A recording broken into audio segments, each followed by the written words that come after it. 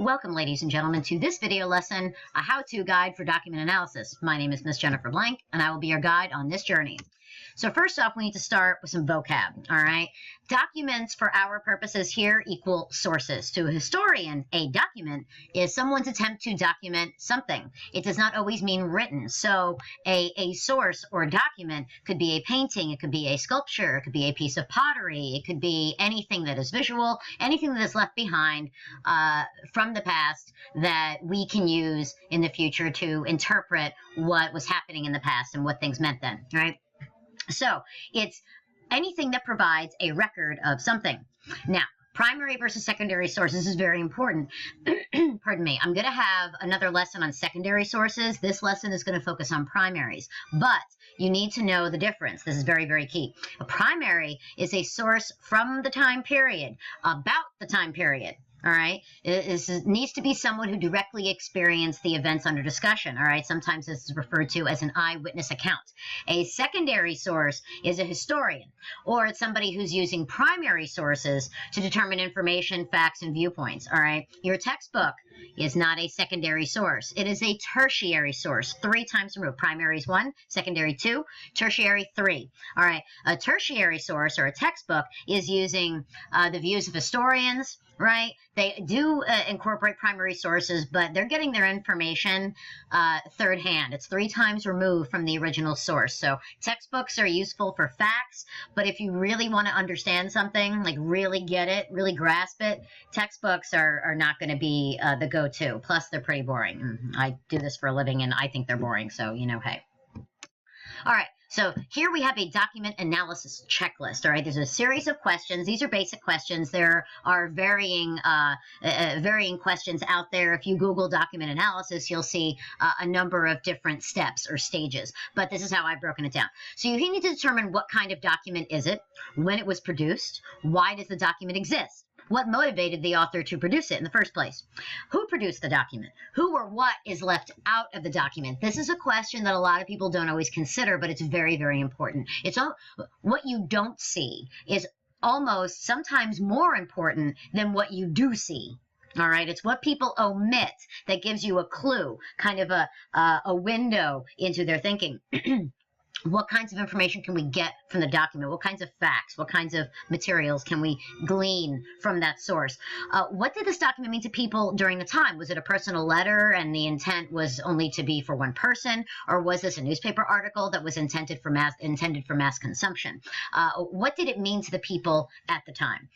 And what does this document tell us about the time period? All right, we want to try to suck out as much good information about the time period we're studying as we possibly can. So I've broken this down into a few stages. So the first step is dealing with the basic questions. What type of document is it? Who produced it? When was it produced? And the historical context. If you're looking at, say, the Constitution of the United States of America, you need to understand the basic historical facts of the time period. You need to know a little bit about the American Revolution. You need to know about the Articles of Confederation, which was actually the first form of U.S. government. So you need to understand those basic historical facts in order to fully understand the Constitution itself. Next step, you want to read beneath the surface a little bit. Now, you want to think about, why does this document exist? What motivated the author to produce it? Right? What was their purpose? What was their intent in creating this document? Why create it in the first place? Who or what is left out? Like I mentioned earlier, in many cases, you're looking at women, children, minority groups, marginalized cultures, conquered cultures, things like that. So you want to pay attention to that. And what kind of information can we get? Are we getting data? Are we getting percentages? Are we getting feelings, sentiments, people's opinions about a topic? What are we getting out of it, right? Final step, analysis of the document. So what did this document mean to the people during the time? What was its historical significance? Okay, what does the document tell us about the time period? And then this other question that I really want us to focus on, we're going to spend some time on this lesson looking at this. What is the POV, or point of view, of the source? Essentially, when you're looking at point of view, you're looking at credibility, reliability, legitimacy, and pertinence. All right. Just because something is credible doesn't mean it's pertinent. Okay. You need to look at, evaluate the historical context of the time that you're examining. And some pieces of historical evidence just are not pertinent. They're not relevant. They don't shed any additional light on the topic at hand. They don't contribute to the discussion. So even though they may be all the first three, they might not be pertinent, in which case you wouldn't use it in whatever task that you're undertaking. Now, let's take a closer look at POV. So, is the author an authority on the subject they discuss? You know, are they someone important? Is it a general talking about a military campaign that they themselves led? Is it a soldier under that general's command that is writing an account of their experience? Is it a woman working in a factory, a diary, or a letter to a family member during the Industrial Revolution? Or is it an overseer responsible for the well-being of the young women working in the factory, right? So, depending on the perspective, the point of view of each of these people, you're going to get a different breakdown of the events in question. Okay. You also want to look at reliability and accuracy. Was the source even in a position to know this information? So it's one thing for, let's look back on FDR, right? Franklin Delano Roosevelt. He was president of the United States during World War II and the Great Depression, right? So let's say you've got some newspaper article person, some reporter talking about supposed communists in his cabinet. Well, would that reporter know that? Did that reporter have a source that was close to FDR in the White House that would know that that was the case? Where is this information coming from? Versus, is it the Secretary of State who said, yeah, dude, I caught the Secretary of Defense sending secrets to Russia or whatever? You have to look, is the source in a position, or were they in a position to actually know the information they're conveying to you? What motives did that source have to lie, tell the truth, or omit certain details? All right. We've all done it. You know, you get in trouble with your parents and they ask you things and you only tell them so much, right? Some of us, like me, I was always the word vomiter. I would just say everything because I can't lie for nothing. But some people, you know, are really coy about it, you know, and they make sure that they only give certain details. They leave out certain things. Well, yeah, I snuck out, Mom, but it was only to hang out with friends. They leave out the fact that they were going and engaging in inappropriate behavior at somebody's house party, right? So you want to see what is left out, all right? And what are the motives for people to lie or to tell the truth? Okay, it's very important.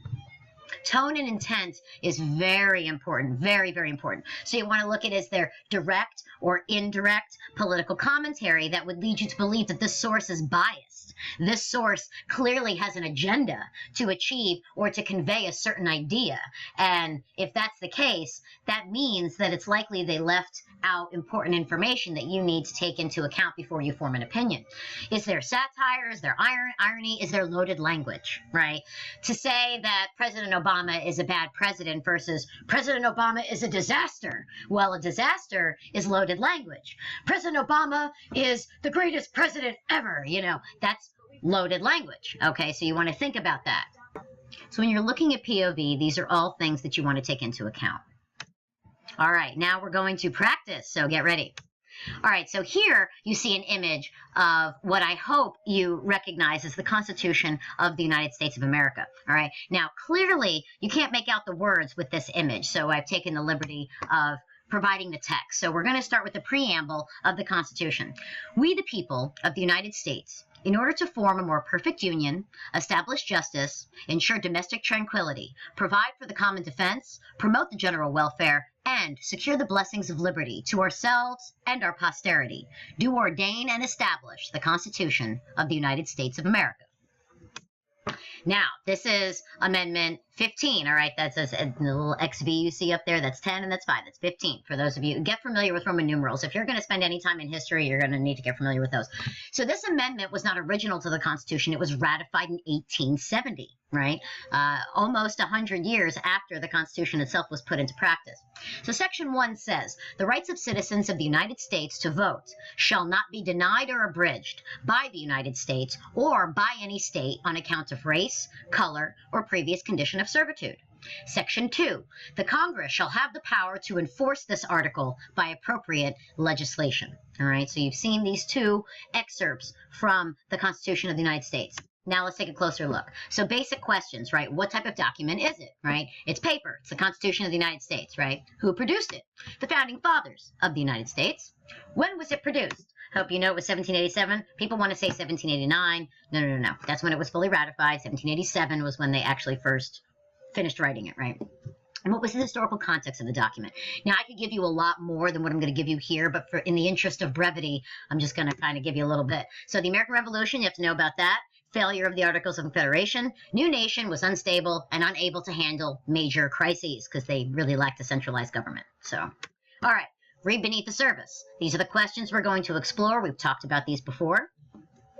Now, why does this document exist? What motivated the author or authors to produce it? The document exists because the leaders of the United States needed a more effective government. The founders produced it because the weaknesses in the Articles of Confederation were too big to ignore.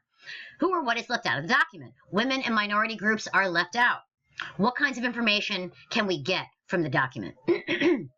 This can help us identify what rights were important.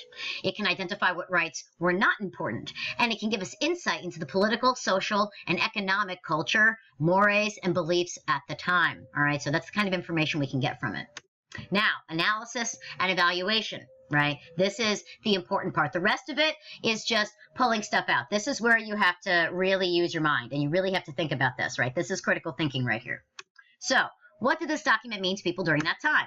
It meant the start of a new government and securing basic political rights. There was still a debate over federalism at the time, and this debate was states' rights versus federal authority. Who should have what and how much power should they have?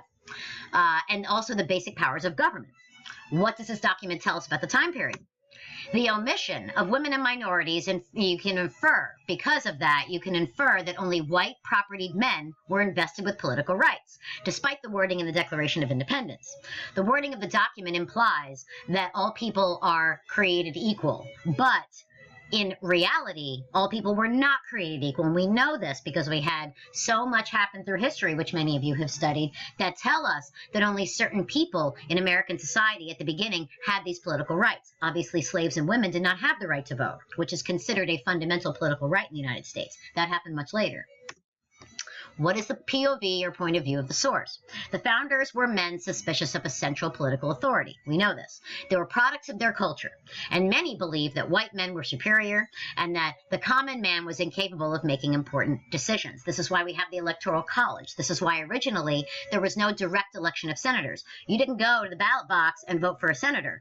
Your state representatives picked the senators originally. So when you look at that, you can understand that they were suspicious of the common man. Now that's the end. I hope you learned what you needed to, and I will see you next time.